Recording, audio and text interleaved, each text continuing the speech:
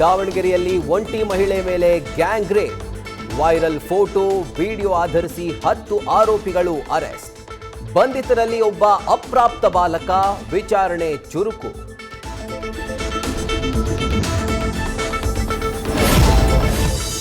Honey trap ಕೇಸಲ್ಲಿ ಭಾಗಿಯಾಗಿದ್ದವನಿಗೆ ಕಾಂಗ್ರೆಸ್ನಿಂದ coke, ಪ್ರಾಥಮಿಕ ಸದಸ್ಯತ್ವದಿಂದ ನಿಜಾಂ ಉಚ್ಚಾಟನೆ, ಅರೆಸ್ಟ್ ಆದವನಲ್ಲೇ ಪಕ್ಷದಿಂದ ಗೇಟ್ ಪಾಸ್.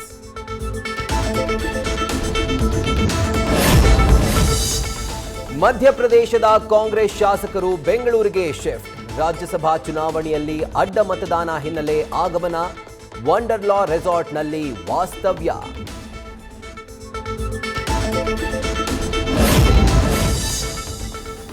ಪಾಕ್ ಆಕ್ರಮಿತ ಕಾಶ್ಮೀರದಲ್ಲಿ ಪ್ರತಿಭಟನೆ ವೇಳೆ ಹಿಂಸಾಚಾರ, 38 ಸಾವು. ರಾವಲ್ಕೋಟ್ನಲ್ಲಿ ಪಾಕಿಸ್ತಾನದ ಸೇನೆಯಿಂದ ಗುಂಡಿನ ದಾಳಿಗೆ ಬಲಿ, 300ಕ್ಕೂ ಹೆಚ್ಚು ಜನರಿಗೆ ಗಂಭೀರ ಗಾಯ.